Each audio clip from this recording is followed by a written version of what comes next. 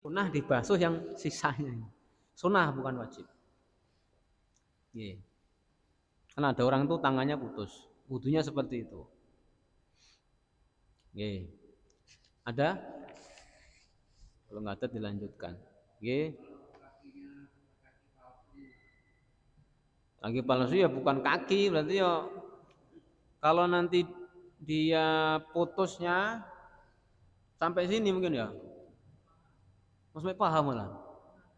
Kalau sampai paha ya sunnah dibasuh. Karena anggota yang kaki itu cuma sampai mata kaki aja ininya, tempat wajibnya. Kalau putusnya di petis ini ya sunnah dibasuh. Ini bukan anggota wajib dibasuh. Kalau sampai betis, berarti sunnah dibasuh. Kalau sampai atas, ya sunnah dibasuh juga. Artinya sudah bukan anggota wajib. Nanti sunnah saja dibasuh. Bukan terus kaki palsunya disiram dengan wudhu, enggak. Itu bukan kaki, itu kaki pasangan, kaki palsu. Ada lagi.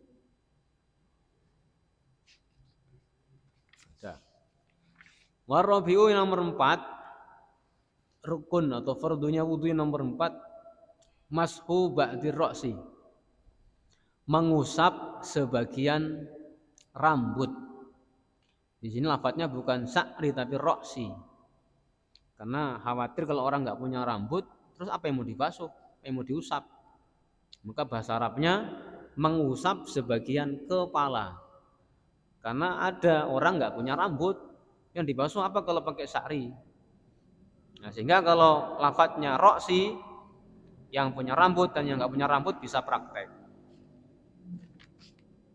Min dzakarin au unsa, dari kaum laki-laki maupun perempuan, au hunsa atau banci. Banci itu orang yang punya dua kelamin.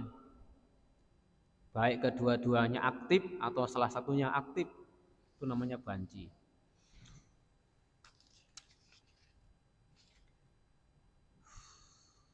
Au mashu ba'di sya'rin, atau mengusap sebagian rambut fi haddir ra'si, pada batasan kepala.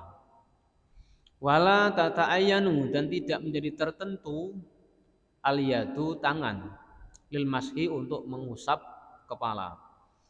Bal yajuzu, bahkan boleh mengusap kepala bi hirqatin, dengan kain, wa ghairiha, dan selain hirqah. Walau ghasala, jika seseorang membasuh ra'sahu, kepalanya, jaza, maka boleh. Walau wadu'a, jika seseorang meletakkan yadahu, tangannya, al mablulata, yang dibasahi, walam yuharrikha, dan dia tidak menggerak-gerakkannya, jaza, hukumnya juga boleh. Ini yang rukun yang berikutnya, setelah membasuh kedua tangan sampai siku-siku, mengusap sebagian kepala. Dari kaum laki-laki maupun perempuan ataupun banci sama, sebagian kepala. Atau di sini mengusap sebagian rambut, tetapi dengan syarat masih dalam batasan kepala. Kalau perempuan rambutnya kan panjang sampai sini.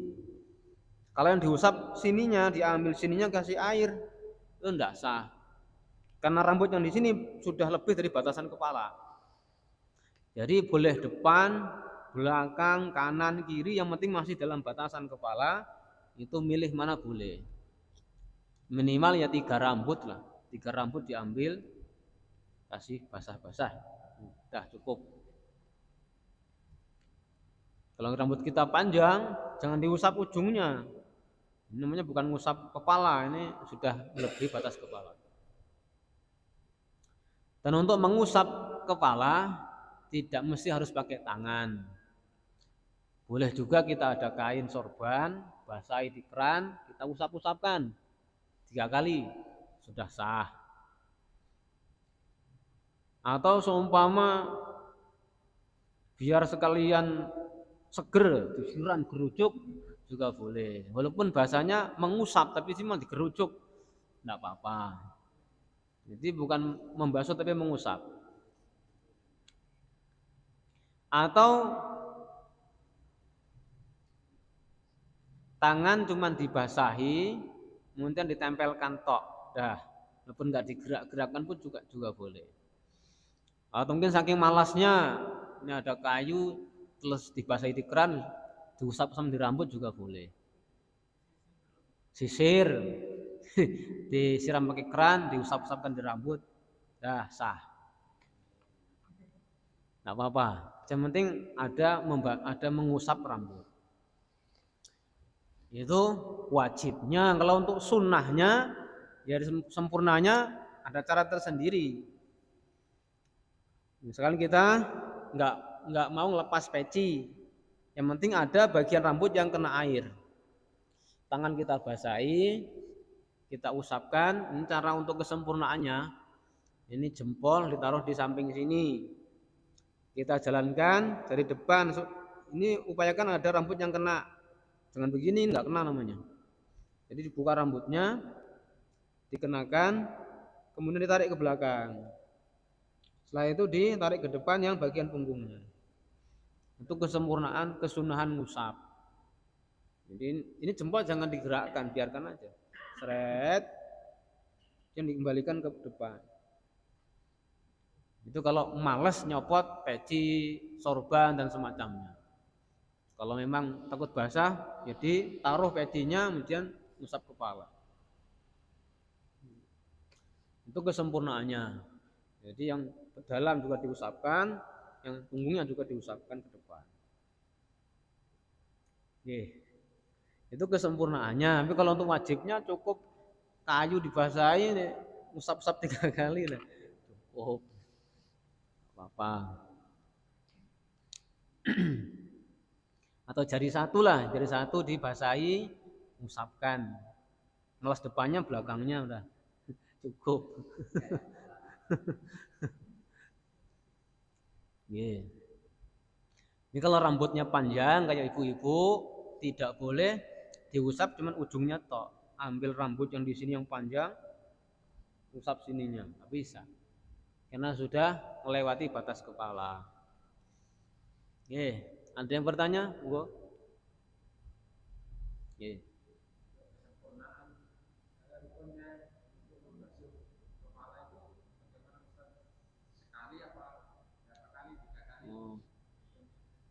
Itu wajibnya ya cuma sekali. Kalau kesunahannya ya 3 kali. Jadi semuanya kesunahan 3 kali.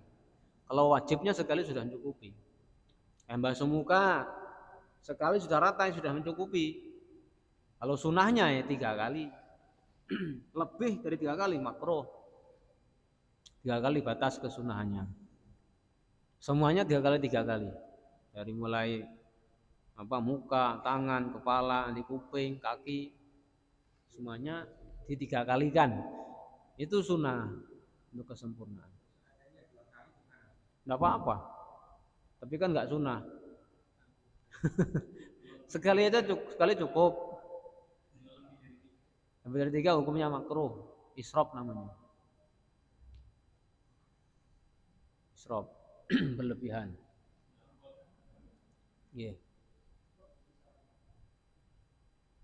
Sekali ya boleh, 2 kali boleh, 3 kali boleh, tapi untuk wajibnya sekali. Kalau untuk kesunahannya 3 kali. Enten malih, ada lagi? Enggak ada. Kalau enggak ada dilanjut lagi.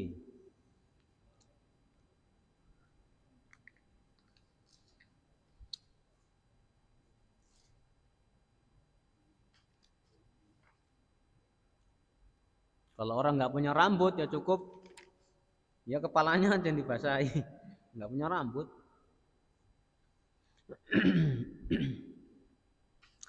Terus wal khamisu. Yang nomor 5 dari rukun atau fardunya wudu, ghuslur rijlaini, membasuh kedua kaki, ma'al ka'baini, beserta kedua mata kaki. Ilam yakun, jika dia bukanlah orang, ilam yakun al mutawadi'u, jika orang yang wudu itu bukan termasuk labisan lil khufain, orang yang memakai dua muzah. Tahu muzah ya? Sepatu dari kulit supaya kita enggak kedinginan, itu namanya muzah. Khuf. Fa in kana, jika adanya dia labisahuma memakai dua muzah, wajib maka wajib alaihi atasnya mashul khufaini, mengusap dua muzah. Au ghuslur rijlaini, atau membasuh kedua kaki. Wajibu, dan wajib ghusluma, membasuh anggota alaihima, di atas kedua kaki, min sa'rin, daripada rambut, wasil'atin, dan daging tumbuh, wa asbu'i zaidatin, dan jari-jari yang lebih. Kama sabaqa fil yadaini, seperti keterangan telah lewat dalam bab membasuh kedua tangan. Jadi kalau kaki mulai membasuhnya dari ujung-ujung jari sampai mata kaki, ini batas wajibnya. Tapi mesti kita lebihkan supaya tidak ngepres. Kalau ngepres ya kalau pas, kalau ada yang kurang malah nggak sah. Misalnya itu juga nanti pada hari kiamat akan lebih terang itu cahaya bekas-bekas wudu. Kemudian nanti ada kesunahan di belakang sana. Untuk kesempurnaannya dengan disela-selani dengan jari-jari tangan. Jadi kaki kanan disiram air, kaki kiri yang menyela-nyelani. Diselani oleh tangan kiri. Nanti yang kaki kiri dengan menggunakan tangan kanan disela-selani. Biar airnya sampai ke semua kulit. Ye. Batas wajibnya sampai mata kaki, cuman kita lebihkan sampai betis. Ye. Terus yang wasadus, yang nomor 6, at-tartibu adalah tertib. Tertib itu tidak boleh dibolak-balik. Pertama niat disertai bareng dengan membasuh muka, itu yang pertama. Membasuh kedua tangan, mengusap kepala, kemudian kaki, itu tertibnya. Kalau dibolak-balik ya enggak sah. Pertama basuh tangan, kedua basuh muka, ini enggak tertib. Enggak sah wudunya. Ini kadang-kadang orang-orang tua yang enggak ngaji, nah terus rajin ibadah, kemudian kadang-kadang wudunya salah-salah karena enggak pernah ngaji. Iya, ada yang bertanya? Iya. Jadi misalnya di sini ada korek, korek tersebut, ini tidak dokter yang kena, nggak boleh kena air misalnya. Nah sekarang ada anggota wudu yang diperban, berarti nggak boleh kena air. Kalau dilepas nanti menambah sakit, nambah parah. Nanti pertama wudu dibasuh anggota yang sehat. Jadi giliran pas kaki dibasuh anggota yang sehat-sehat. Nanti yang diperban diganti dengan tayamum. Jadi kita ambil debu yang suci, tayamum. Tayamumnya niatnya gantikan ini anggota yang nggak bisa kena air itu niat tayamumnya. Jadi ambil debu pertama kali, terus gedok-gedokkan, terus ngusap muka.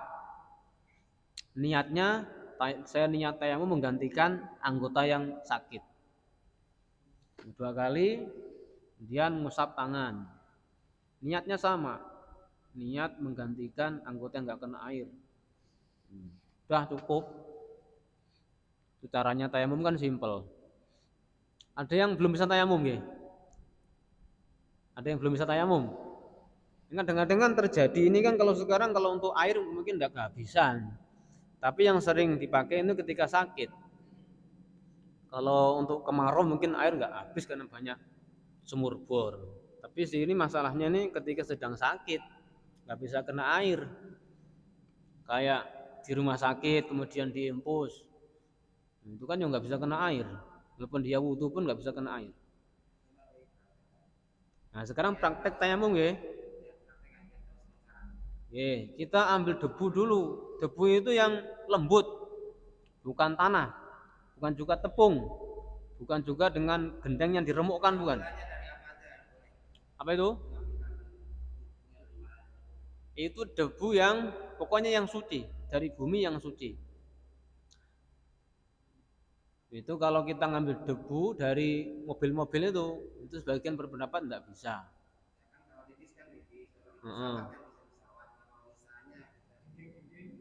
Dinding-dinding.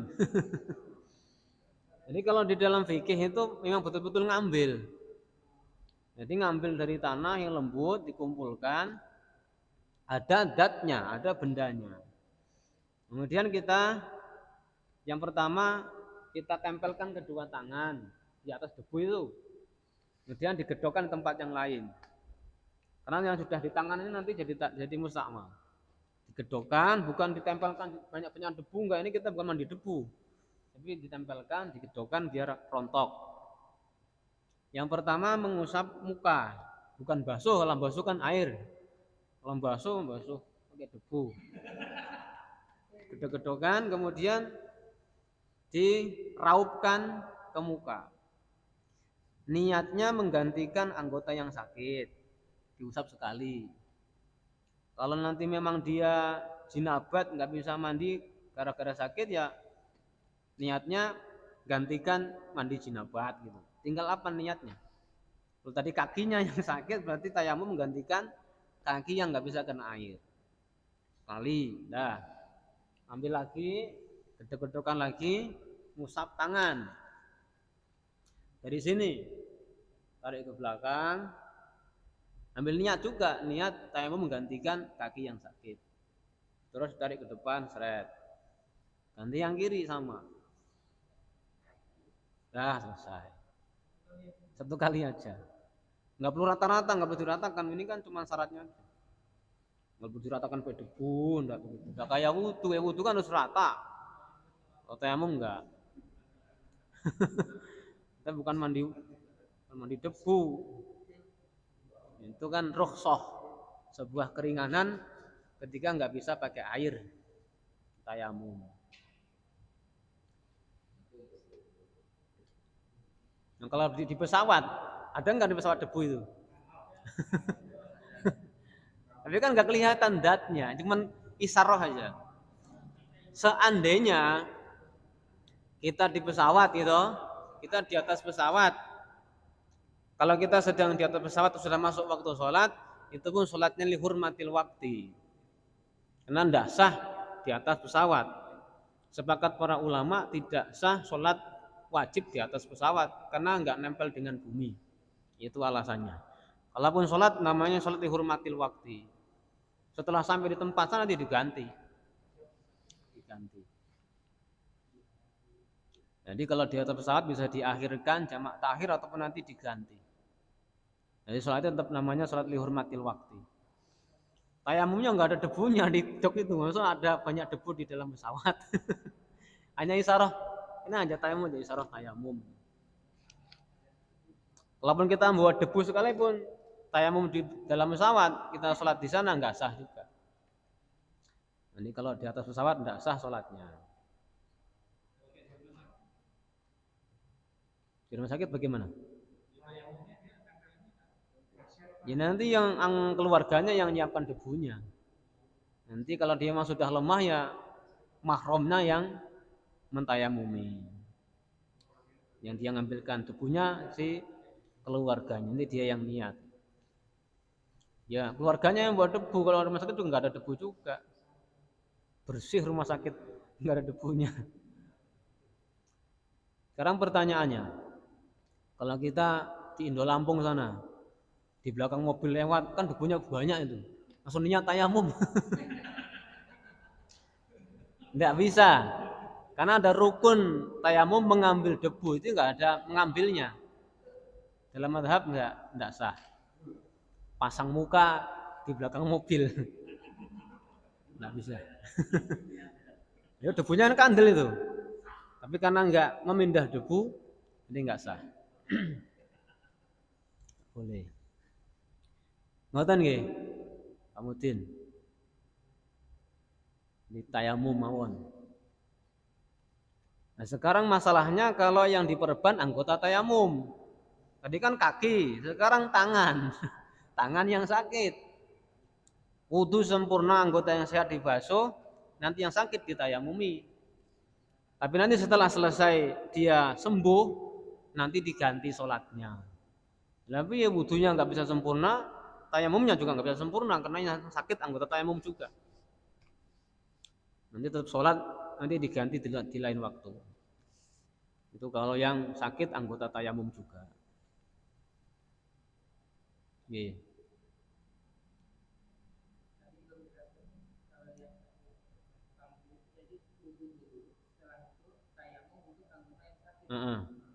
Wudu dulu. 2 kali bersuci. Pertama wudu toh, selesai, dikeringkan muka dan tangannya, tayamum. Ini 2 kali bersuci.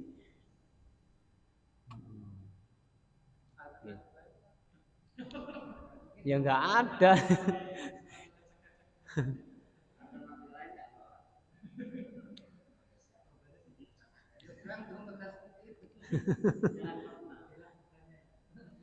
Makanya itu bisa dipraktikkan ketika sakit kalau tayamum itu.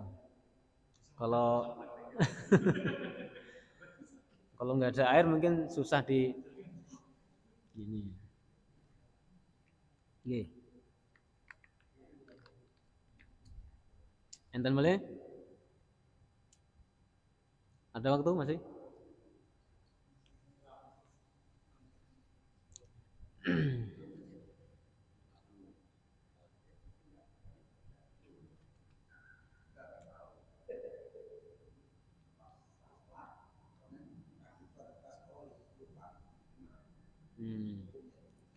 Kalau olinya masih nampak, berarti itu yang menghalangi air. Ya kalau sekedar cuman warnanya memang sudah dihilangkan, itu enggak apa-apa. Sama dengan tinta, kalau masih ada zatnya tinta itu menghalangi air, jadi enggak sah wudunya. Kalau bekas, hanya bekas toh, itu kan cuman warnanya aja, itu enggak apa-apa. Ya, kalau oli cuman tinggal warnanya karena memang susah hilangnya hitam-hitam, enggak apa-apa. Tapi kalau masih ada zatnya oli, wah ini kok masih banyak olinya, berarti menghalangi air. Yeah. Ya enggak tayamum. Dibersihkan lagi. Oke, ada yang lain? Seputar wudu.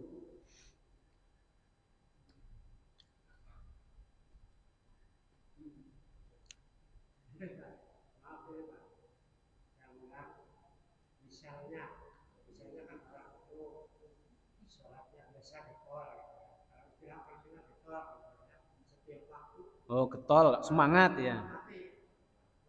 Dia kan ya tangannya sana sendiri segini, salah dulu.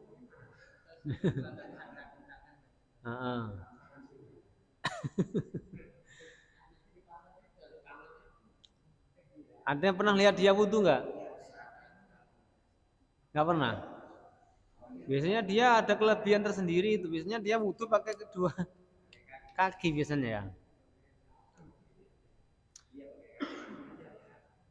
Kalau dia bisa sendiri ya pakai kaki biasanya.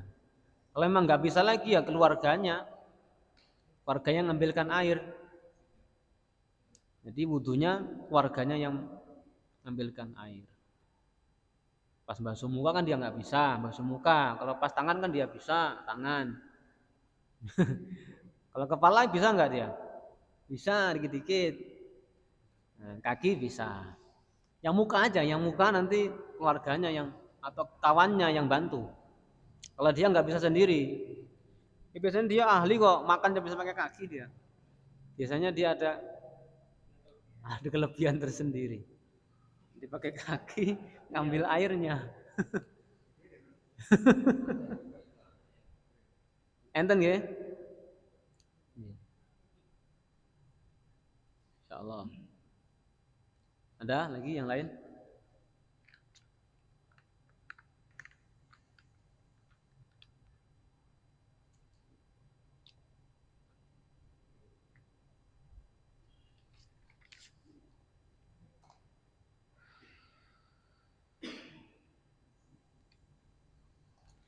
Kalau nggak ada dilanjutkan nggih.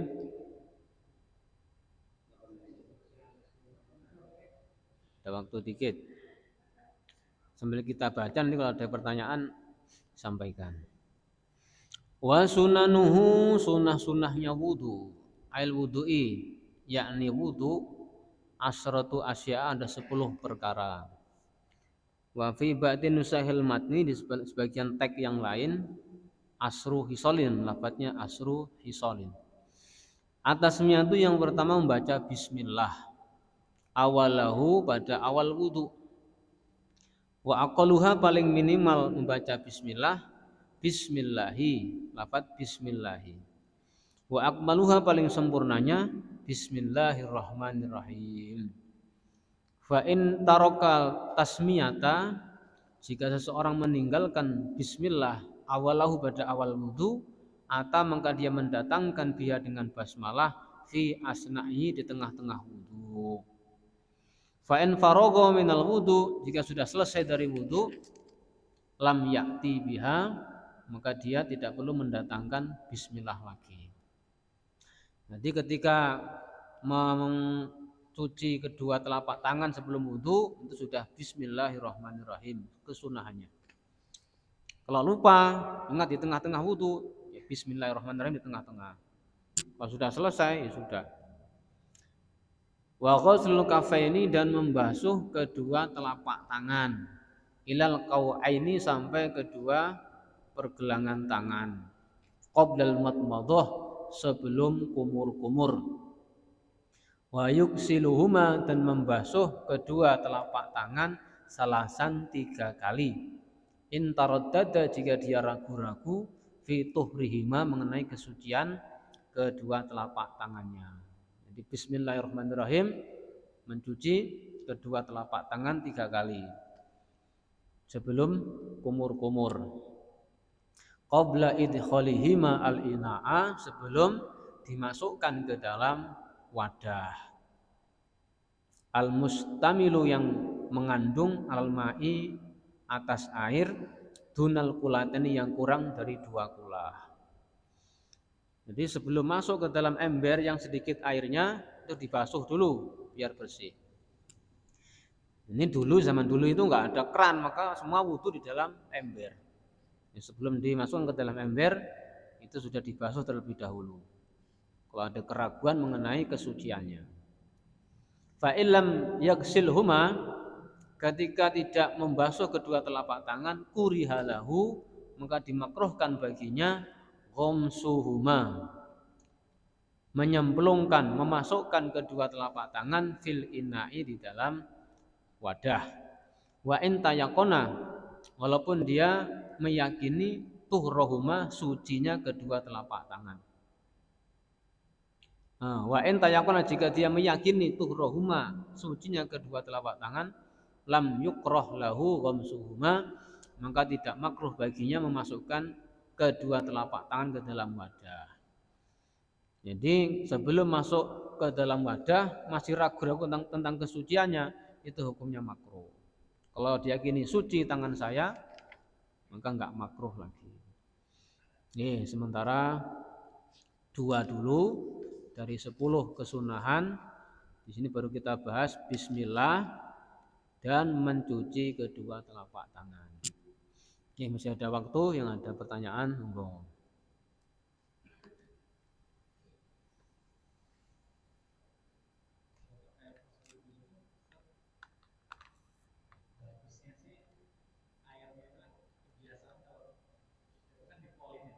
Nggih.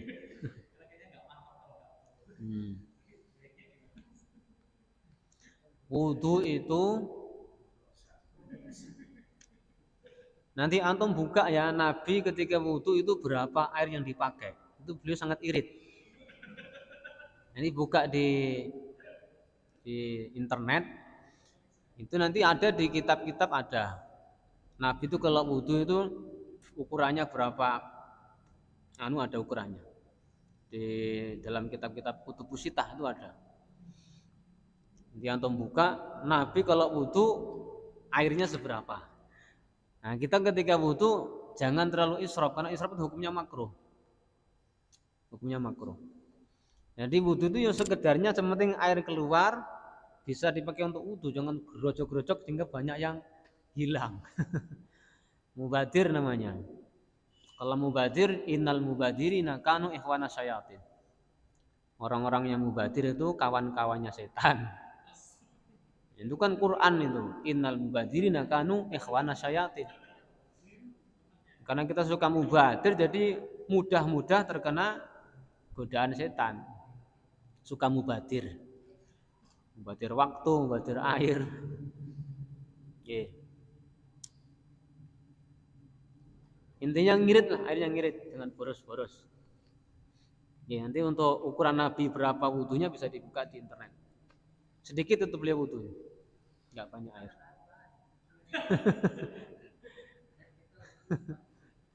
Ya tapi jangan boros-boros, secukupnya. Cukup? Ada lagi yang lain?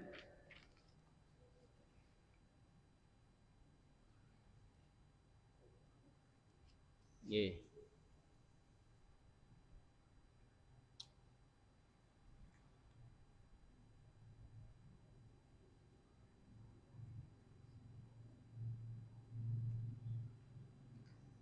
Nah, kalau kita punya anggota keluarga yang sudah tua-tua, itu kita sering cari debu itu. Apalagi sering dirawat di rumah sakit, nah kita sudah aktif nyari debu untuk tayamum.